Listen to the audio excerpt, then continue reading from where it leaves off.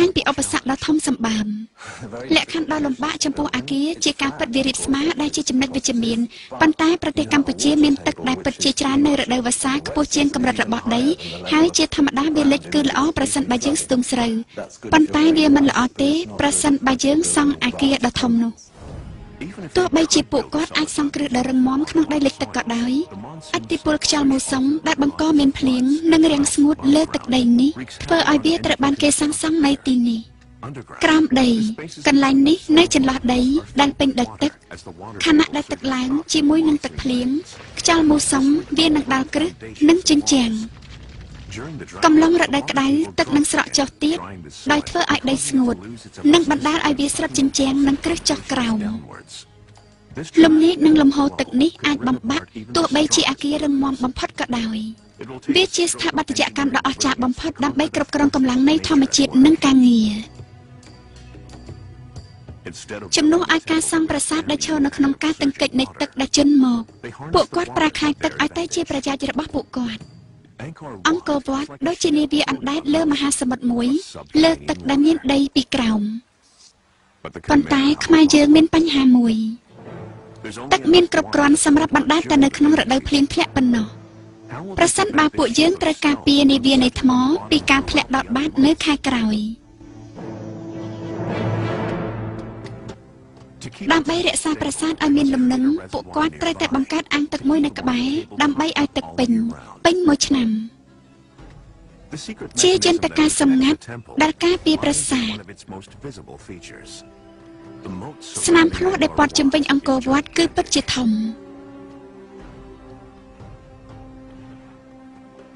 ព្រំដែនខាងក្រៅលាតសន្ធឹងទៅ5គីឡូម៉ែត្រហើយវាមានទទឹង200ម៉ែត្ររូបរាងសម្គាល់របស់វាច្បាស់ណាស់គឺមកពីទីតាំងនេះនៅពេលដែលរួចរាល់ហើយស្នាមភ្លោះនឹងប្រមូលលំហូរនៃភ្លៀងមូសុងពីចំហៀងប្រាសាទធ្វើឲ្យផ្លូវឡើងតូចការជន់នៃទឹកកំឡុងរដូវក្តៅទឹកត្រូវបានស្រូបដោយដីពីអាងភ្លោះដែលធ្វើឲ្យទឹកនៅតែមាន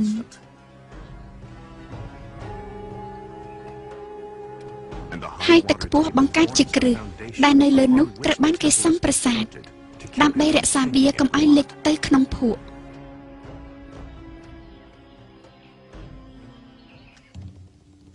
គម្រោងនៃការសាងសង់នេះទាមទារហេដ្ឋារចនាសម្ព័ន្ធដ៏ស្មុគស្មាញដើម្បីធ្វើឲ្យវាកើតមានឡើងស្ថាបនិករបស់អាចារ្យរៀបចំនិងត្រួតពិនិត្យគម្រោងដែលត្រូវបានគាំទ្រដោយក្រុងដែលពោរពេញដោយអំណាចដែលសម្របសម្រួលការដឹកសម្ភារៈនិងក្រុមការងារ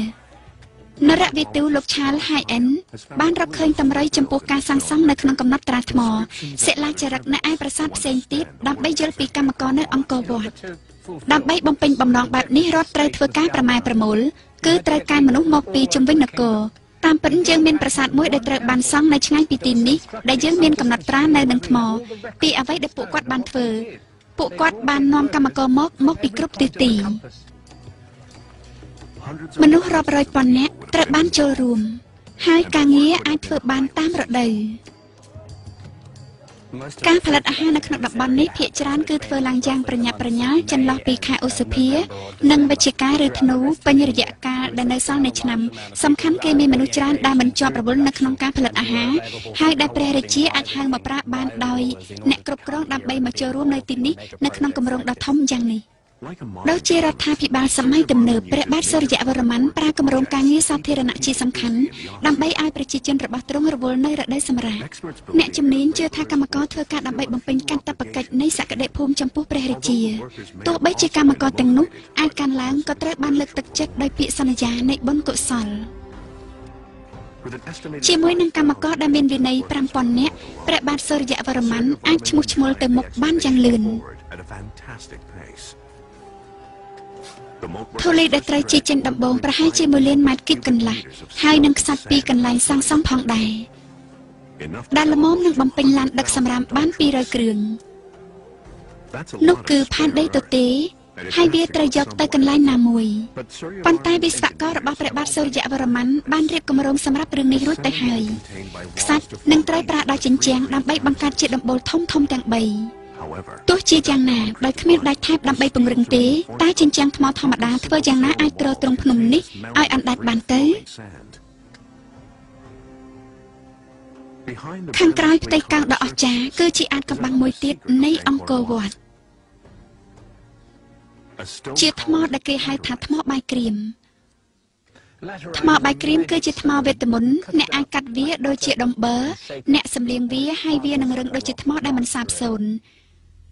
នៅក្នុងភាសាអង់គ្លេសពាក្យថ្មបាយក្រៀមមកពីពាក្យឡាតាំងក្រោយមកមានន័យថាឥដ្ឋហើយត្រូវបានលាក់នៅក្នុងដីរាបដែលមានកម្ដៅខ្ពស់ហើយភ្លៀងច្រើននៅកម្ពុជាបានធ្វើឲ្យវាជាកន្លែងដ៏ល្អឥតខ្ចោះសម្រាប់ថ្មបាយក្រៀមដុះទឹកច្រោះកាត់ផ្នែកខាងលើនៃថ្មធ្វើឲ្យរលាយធាតុមួយចំនួនចេញបង្កើតជារូបមន្តដែលបង្កើតដោយដែកអាលុយមីញ៉ូមនិងថ្មខៀវហនុមាន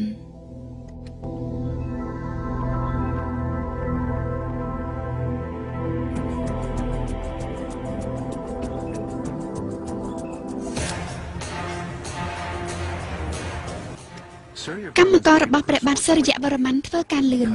កាត់ដើម្បីដាក់ឲ្យត្រូវព្រោះថ្មបាយក្រៀមស្រួលធ្វើការនៅពេលវាសើមក្រុមផ្សេងទៀតលើកវាដាក់តាមកន្លែងហើយសន្សំសំណង់អាថ៌កំបាំងដែលកំណត់ដោយស្ថាបត្យកររបស់ព្រះបាទសូរ្យវរ្ម័នចាប់ផ្ដើមលេចជារូបរាងប៉ុន្តែថ្មបាយក្រៀមមិនស្រស់ស្អាតទេវាមានរន្ធច្រើនហើយវាមិនអាចយកទៅឆ្លាក់ឧទ្ទិសដល់វត្ថុស័ក្តិសិទ្ធិបានឡើយសម្រាប់ផ្នែកខាងក្រៅនៃប្រាសាទអង្គរវត្តព្រះបាទសូរ្យវរ្ម័នត្រូវការថ្មខ្សាច់របស់ដែលនឹងចាំងពន្លឺនៅក្រោមពន្លឺព្រះអាទិត្យចាំងផ្លាត់ភ្នំនិងក្លាំទ្វារធំរបស់ប្រាសាទពន្លឺនិងភាពលេចធ្លោរបស់ប្រាសាទនិងបង្ហាញផ្នែកខាងក្រៅនៅពេលដែលពួកគេរួចរាល់ថ្មបាយក្រៀមនឹងត្រូវដាក់ឲ្យរួចជាស្រេចនៅក្នុងថ្មខ្សាច់លោកសៃមិនវរ៉បមើលឃើញការជះឥទ្ធិពលរបស់ឥណ្ឌាមួយមកលើវិធីនេះយកត្រាប់តាមប្រទេសឥណ្ឌាគឺពួកគាត់រកឃើញថ្មយក្សទាំងនេះហើយឆ្លាក់វាឲ្យទៅជាប្រាសាទមិនមានស្ថានភាពនេះនៅកម្ពុជាវាអាចទៅរួចដែលពួកគេទំនងជាយកថ្មមួយដុំផ្ទាល់ខ្លួនដោយសង់វានៅប្លុកដែលលំបាកហើយឆ្លាក់វានៅពេលក្រោយដូច្នេះតាមរបៀបមួយអ្នកមិនមើលប្រាសាទដ៏រស់រវើកនេះដូចជាវិហារមួយទេប៉ុន្តែជារូបបដិមាយក្សសំណាងមិនល្អមានរឿងតូចមួយដែលអាចបញ្ឈប់គម្រោងតាមកន្លងនេះគឺគ្មានថ្មខ្សាច់នៅក្រោមការដ្ឋានភក់នៃអង្គរវត្តទេដែលប្រាសាទទាំងមូលនឹងត្រូវការថ្មរាប់លានតោនតើពួកគាត់អាចទៅរកថ្មច្រើនយ៉ាងនេះមកពីណានៅក្នុងផ្ទៃរាបនៃប្រទេសកម្ពុជា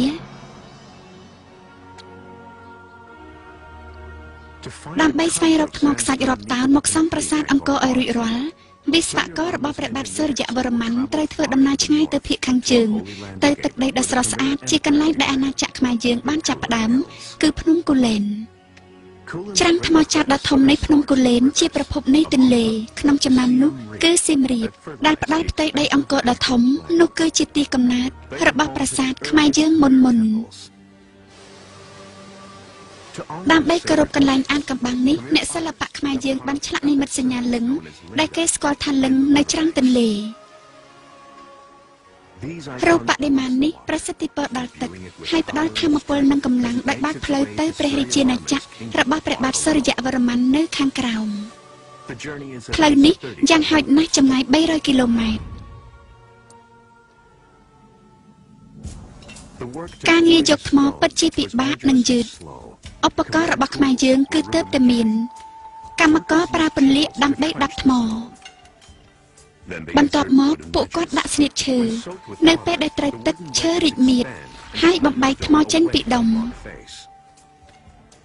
នៅពេលដែលក្រុមកាត់ពីផ្ទាំងបានហើយកម្មករជំនាញដឹកជញ្ជូនមកយកថ្មនេះទៅ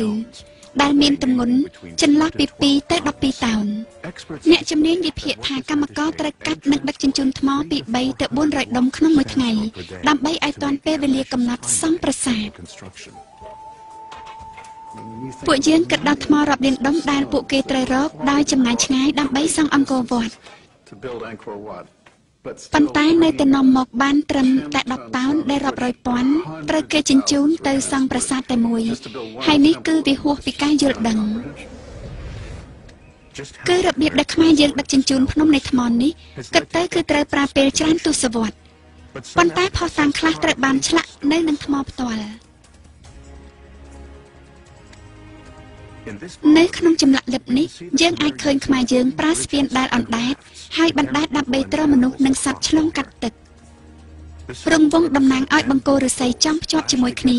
ជាស្ពានរឹងមាំអណ្ដែតលើទឹកដែលមានត្រីហើយទ្រទ្រង់ទម្ងន់នៃទ័ពទាំងអស់ឲ្យធ្វើដំណើរវាមើលទៅទំនងជាកម្មករនឹងដាក់ថ្មលើទូកឬក្បូនមួយប្រភេទ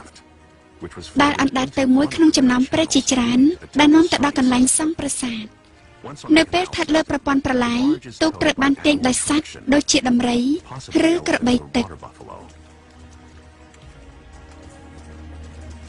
ប្រសិនបើនៅរដូវក្តៅកម្ពស់ទឹកនៅក្នុងព្រែកទាបពេកបងប្អូនខ្មែរយើងអាចបិទខ្លោងទ្វារនៅស្ពានដើម្បីបង្កើតជាប្លុកដែលផ្ដល់ផ្លូវឆ្លងសម្រាប់ជញ្ជូនថ្មនៅការដ្ឋានអង្គរវត្តកម្មករព្រួតដៃគ្នាដាក់និងធ្វើជាពំនូកថ្មខ្សាច់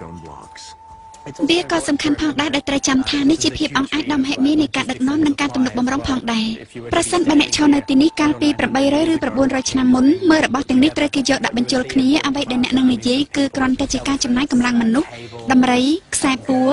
ដើម្បីដាក់ថ្មចូលទៅក្នុងកន្លែងហើយប្រព័ន្ធការងារឫស្សីឬខ្សែដើម្បីយករបស់គ្រប់យ៉ាងដាក់ចូលកន្លែងហើយដាក់ឲ្យត្រូវតាមទីតាំងកម្មករប្រញាប់បង្កើតជញ្ជាំងប្រាសាទពីផ្ទាំងថ្មប៉ុន្តែពេលនេះពួកគាត់ប្រឈមនឹងបញ្ហាថ្មីមួយទៀតជញ្ជូនថ្មជំវិញការដ្ឋានហើយជាថ្មីម្ដងទៀតបញ្ជាក់ពីប្រយោជន៍របស់វាឥឡូវវាដើរតួជាកំពង់ផែដោយបណ្ដែតប្លុកនៅជំវិញស្ពានភ្លោះសម្ភារៈអាចដឹកជញ្ជូនដោយផ្ទាល់ទៅផ្នែកណាមួយក៏បានសំណួរមួយដែលគេសួរជារឿយៗនៅអង្គរគឺតើរន្ធនៅក្នុងថ្មទាំងនោះគឺសម្រាប់អ្វីទៅគឺប្រហែលត្រូវបានរចនាមកឲ្យយើងអាចដាក់ស្នឹងឈើបានធំហើយបន្ទាប់មកផ្សំនៅក្នុងទឹកក្រោយមកឈើនឹងហើមហើយក្រោយមកទៀតវាកាន់តែងាយនៅតាមទីតាំងនីមួយៗនៃថ្មដើម្បីចងខ្សែស្នឹងអាចឲ្យកម្មករកាន់ដើម្បីរៀបចំថ្មដោយដៃនិងខ្សែអ្នកជំនាញខ្លះបញ្ចេញមតិថាកម្មករប្រើប្រព័ន្ធស្ទូចថ្មในយុគសម័យដំបូងយ៉ាងធំដែលអាចធ្វើឲ្យពួកគេលើកថ្មដាក់តាមទីតាំងបានដំរីក៏ត្រូវបានគេប្រើនៅក្នុងការងារបម្លាស់ទីថ្មនៅក្នុងការដ្ឋានផងដែរហើយជាកម្លាំងដ៏សម្បើមសម្រាប់លើកទាំងថ្មធំៗដាក់តាមទីតាំងការរលាយបញ្ចូលគ្នានៃថ្មធំហើយខ្ពស់ត្រូវតែបង្កើតសម្រាប់រាល់កន្លែងការងារដែលមានគ្រោះថ្នាក់ខ្លាំងពួកយើងមិនដឹងថាមានមនុស្សប៉ុន្មានអ្នកស្លាប់ប៉ុន្មានអ្នកធ្លាក់មកទេពួកយើងមិនដឹងពីអត្រាមរណៈទេប៉ុន្តែអ្វីដែលយើងដឹងច្បាស់គឺពួកគាត់សាងសង់ឋានសួគ៌នៅលើផែនដីហើយពួកគាត់មានការជំរុញទឹកចិត្តនិងគ្រប់តម្រូវការទាំងអស់ដើម្បីធ្វើការគោលបំណងរបស់ព្រះបាទសូរ្យវរ្ម័នគឺសង់ឋានសួគ៌នៅលើផែនដីមានន័យថាគ្រប់សាច់រឿងលម្អិតនៃការសាងសង់ត្រូវតែច្បាស់លាស់ភាពជាក់លាក់ដែលសំណង់ថ្មដ៏ធំមហិមានេះបង្ហាញចេញមកគឺពិតជាត្រូវតាមការបំផុសគំនិតមកភាពជាក់លាក់គឺពិតជាត្រឹមត្រូវឥតខ្ចោះជាពិសេសគឺនៅអង្គរវត្តតាមរយៈនោះខ្ញុំមានន័យថាទំនាក់ទំនងរវាងប្រាសាទទាបនិងប្រាសាទខ្ពស់និងប្រាសាទដែលនៅខាងក្រៅគឺជាអ្វីដែលយើងហៅថាដំណកំបិតកោវាគឺជាការភ្ជាប់ដ៏ឥតខ្ចោះសម្រាប់ផ្នែកខាងលើនៃប្រាសាទទាំងមូលអ្នកជំនាញបច្ចុប្បន្នជឿថាអ្នកសាងសង់ខ្មែរយើងភាពស៊ីគ្នាយ៉ាងជិតបែបនេះរវាងប្រាសាទធំនេះថ្មខ្សាច់មានផ្ទៃរឹងពីធម្មជាតិហើយនៅពេលថ្មមួយក៏កាត់នឹងថ្មមួយទៀតដោយមានទឹកនៅក្នុងចន្លោះនោះផ្ទៃនៃថ្មទាំងពីរនឹងរលោងទាំងសងខាងដែលគួរឲ្យភ្ញាក់ផ្អើលថ្មត្រូវបានដាក់តាមកន្លែងដែលគ្មានអ្វីលើសពីការត្រដុសថ្មលើថ្មដោយហាត់និងសុវត្ថិភាពដោយគ្មានបាយអនិងស៊ីម៉ង់ត